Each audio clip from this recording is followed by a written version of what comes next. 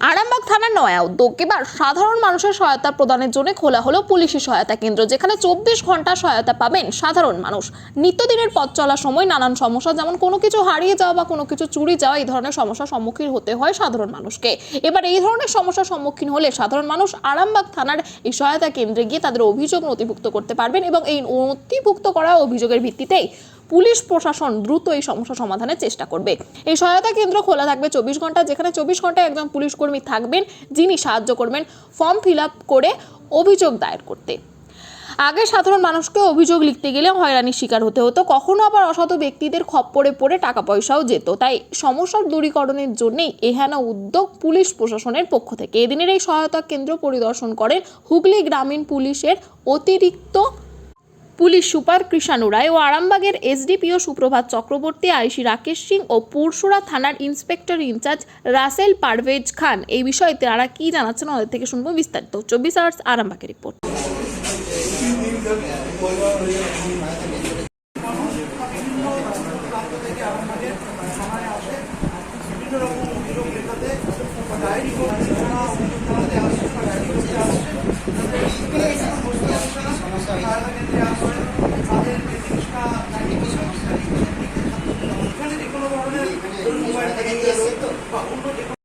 দেখুন, আরামবাগ থানায় একটা সহায়তা কেন্দ্র করেছে। এই সহায়তা কেন্দ্রের উদ্দেশ্যটা কি? উদ্দেশ্যটা হলো, দেখবেন যে আমাদের আরামবাগ শহরে বা গ্রাম থেকে প্রচুর লোকজন আসে, যাদের কারো মোবাইল হারিয়ে গেছে, কারো হয়তো ব্যাংকের পাসবই হারিয়ে গেছে, কারো সিম কার্ড হারিয়ে গেছে, বা আরো অনেক কিছু হারিয়ে গেছে। তখন তারা যখন অভিযোগ জানাতে আসে, তখন ওরা বিভিন্ন জায়গায় ঘোরে যে আমাকে এটা একটু লিখে দিন। হ্যাঁ, অনেকে আবার এর জন্য অন্যায় দাবিও করে, টাকা পয়সাও চায়। তো আমরা করেছি কি, এই এদের যাতে আর কোথাও না যেতে হয়, এরা এই সহায়তা কেন্দ্রে আসবে সোজা, আমরা একটা ফরম্যাট করেছি যে কারো যদি সিম চুরি হয় তার জন্য একরকম ফরম্যাট, কারো যদি ব্যাংকের পাসবই হারিয়ে যায় তার জন্য একটা ফরম্যাট। এই ফরম্যাট ওরা দেখলে ওখানে শুধু আসবে, এসে বসিয়ে দিয়ে, মানে যে যে জিনিসগুলো আছে সেগুলো বসিয়ে দিয়ে জমা দিয়ে দেবে। তাতে কোথাও ঘুরতেও হবে না, কিচ্ছু করতে হবে না, এবং উইদিন 5 মিনিটে আমরা তার অভিযোগটা নিয়ে নিতে পারবো। এটা মানে শুধু আরামবাগের মানুষের জন্য না, যে কোনো মানুষ, পথ চলতি মানুষ, বিপদে পড়লে তারা আসে? যে কোনো পথ চলতি মানুষ, আমরা এটা আরামবাগ থানা এলাকায় যে কোনো পথ চলতি মানুষ বা যারই কোনো কিছু হারিয়ে যাক, এখানে এসে ডায়েরি করার জন্য যেটা ফিল আপ করতে হয়, একটি দরখাস্ত করতে হয়, সেই দরখাস্তটাই আমরা এখানে একটা ফরম্যাট আকারে করেছি।